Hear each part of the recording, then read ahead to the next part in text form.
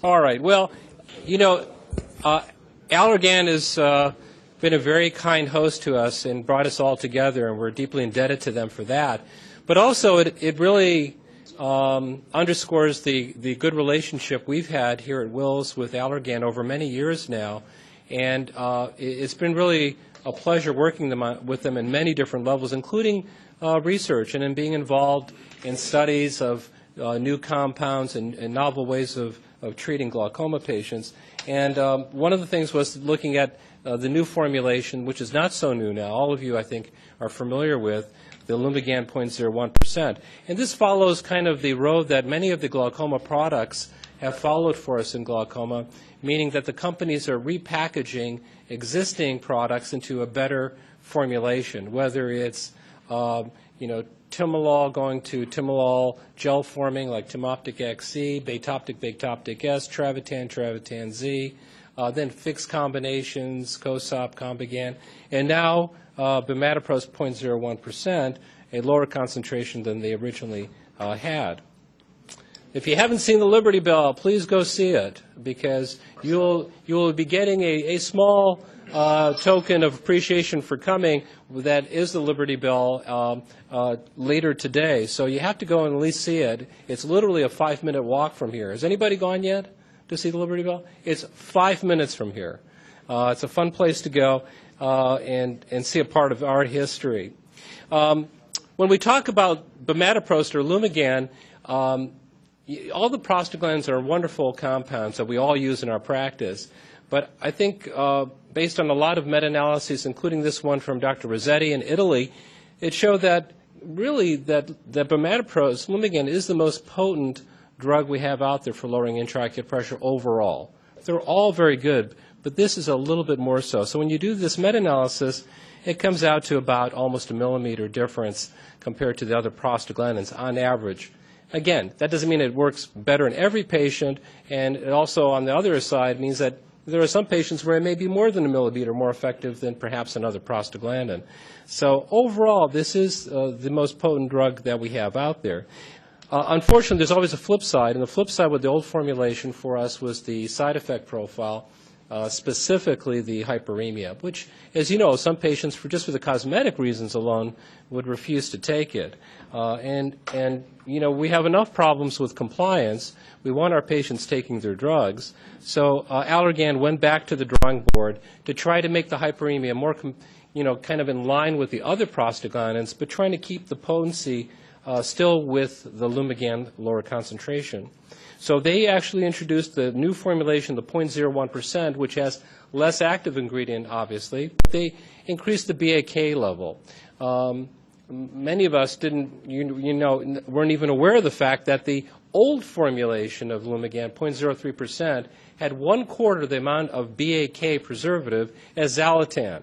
But they weren't comparable in safety or side effect profile. It favored Zalatan, even though there was much more BAK. So Allergan went on the side of increasing the BAK back to the same level as Zalatan, but cut down the active ingredient to just 0.01%. And that's what they were going to hang their hats on in terms of hoping to keep the potency issue with the added level of BAK, but reduce the kind of hyperemia issue. For the multi-center trial in the United States, with any new formulation, you have to go for a year. So we had a 0.03% arm and a 0.01% arm. About 3/4 of the patients had been on some prostaglandin before, and they had to be washed out. For the primary endpoint here in the United States for the FDA, they want to see the mean intraocular pressure. And in terms of looking at the statistical analyses, they have a non-inferiority test as the kind of benchmark, meaning that if you're within 1.5 millimeters at all time points and within 1 millimeter at most of the time points, you can claim equivalence based on that non-inferiority. If you look at the mean intraocular pressure on the little mini diurnal curves that are done at each time point, you'll see that they pretty much overlap in terms of the intraocular pressure reduction, the 0.01 and the 0.03. This is analogous, for example, to Travatan and Travatan Z, which I think are pretty much equivalent in potency as well. when you look at the side effect profile, well, the discontinuation rate now was significantly different. So instead of being upwards of 6% at 1 year with the old formulation, you drop down to 2% with the new formulation. And that's analogous to what we've seen with the other prostaglandins, specifically Xalatan, and their kind of long-term trials as well. And when you look at the specific ocular side effects, hyperemia is still by far the most commonly reported. And this study was graded, as many of the studies with prostaglandins and other drugs as well, you have a scale that you look at and you try to match it up in terms of the severity going from 0 to 3+. Now, if you look at just the change in hyperemia, not necessarily discontinuation, but just seeing a profound change in hyperemia, again, there is a big difference dropping from 9 to 3% with the lower concentration. So the conclusion from the phase 3 trial that was published said that the efficacy seems to be pretty much the same and equivalent in potency, but a better side effect profile. So I think that in the United States, I don't know if you're aware of it, we don't have 0.03% as an option anymore. Is it still available outside the U.S., 0.03%? It stopped here. As soon as there is a certain percentage use that you get to with the 0.01%, the new, the company just kind of abandons the old formulation, and they've exceeded that level, that kind of benchmark. So now we only have 0.01% here in the U.S. So just a couple of quick, people ask, well, where do you use Lumigan?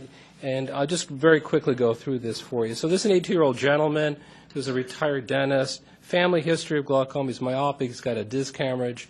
His baseline pressure is 23 and 28. And he's on latanoprost and beta blocker. But he lives alone, and he's worried about becoming more and more forgetful. And he's wondering if he could use less medication. And so this is a mild asymmetry, but real disease, disc hemorrhage, very mild visual field loss, fortunately, at this point. And so there have been studies mostly in Europe looking at switching from a latanoprost beta blocker combination to Lumigan. So that's what I suggested for him, just to see if we can consolidate. And he's maintained his pressure very well. And this speaks to two things. Number one, maybe Lumigan is more potent than Xalatan in this case, but also maybe the additivity of beta blocker to a prostaglandin you would think would be very good, but in general it's fairly moderate at best in terms of additivity and synergy. The second patient was a 58-year-old woman with ocular hypertension. She has a family history of glaucoma, and she's got a low diastolic blood pressure, and her eye pressures go up to 34 and 32 at peak levels with slightly thin pachymetry. But her nerves look exceedingly healthy, although they're mildly asymmetric in cupping and in size. But nevertheless, with pressures into the 30s and a family history, I thought she should be treated. She did not want to be treated medically, and she opted for laser trabeculoplasty, which worked great for a couple of years, but then her pressures went back up. And then we decided to use a medication. She was very apprehensive about using medication, though, because of the side effect profile. So her pressures have maintained her target level of below 22 on Lumigan alone, and she's tolerated just fine. So this is now these are cases that kind of push me in the direction of feeling that the side effect profile seems to be pretty darn good on the level of the other prostaglandins, as seen with this lady, and the ability to be the most potent drug out there seems to be still entrenched. So we thank Allergan for kind of moving on in the direction of trying to better the products that they give us as the other companies over the years.